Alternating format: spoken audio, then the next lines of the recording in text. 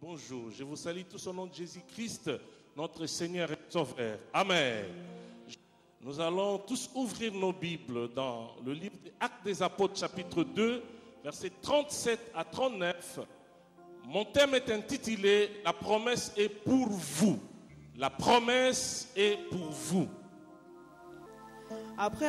Après avoir entendu ce discours, ils eurent le cœur vivement touché. Et ils dirent à Pierre et aux autres apôtres, « Hommes, frères, que ferons-nous » Pierre leur dit, « Repentez-vous et que chacun de vous soit baptisé au nom de Jésus-Christ pour le pardon de vos péchés et vous recevrez le don du Saint-Esprit. Car la promesse est pour vous, pour vos enfants et pour tous ceux qui sont loin, en aussi grand nombre que le Seigneur notre Dieu les appellera. » Amen.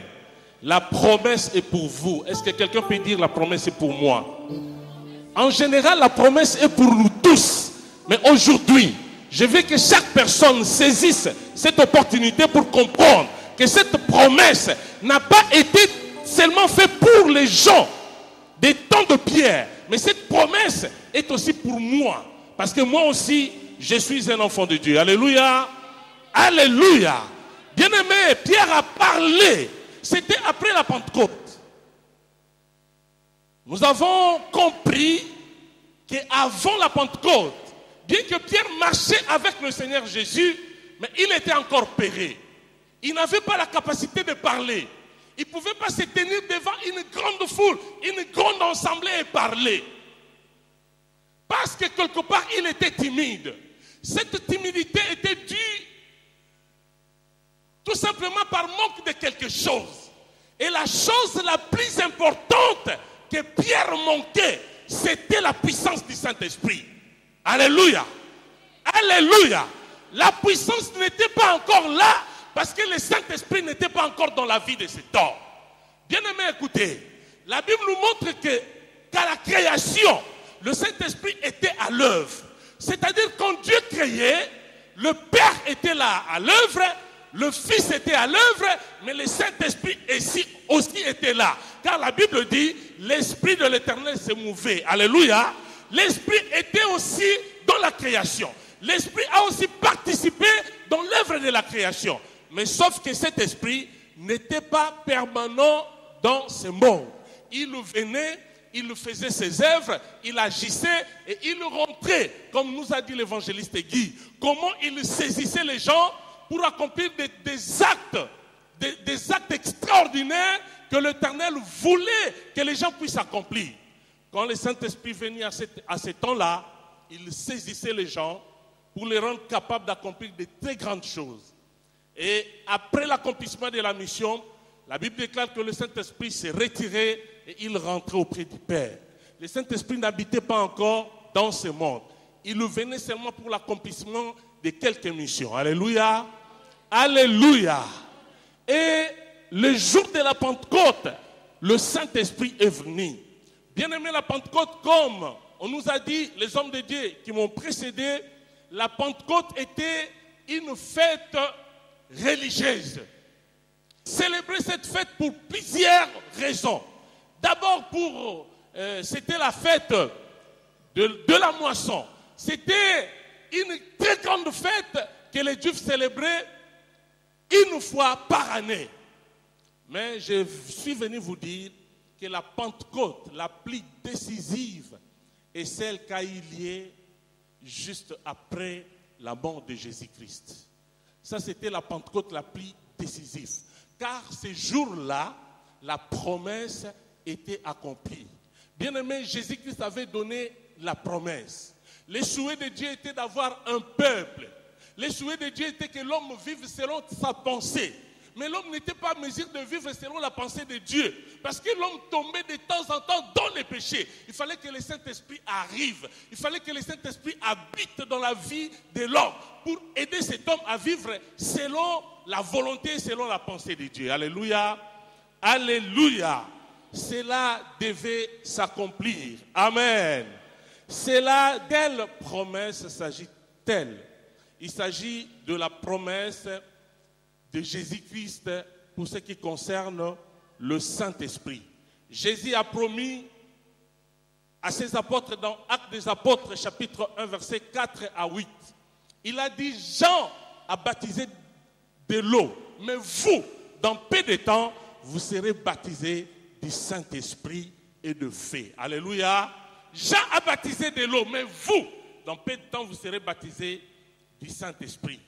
Voilà pourquoi dans Luc chapitre 24, versets 48 à 49, Jésus a dit à ses disciples, ne sortez pas encore de la ville jusqu'à ce que vous serez revêtus de la puissance d'en haut. Restez là où je vous ai laissé.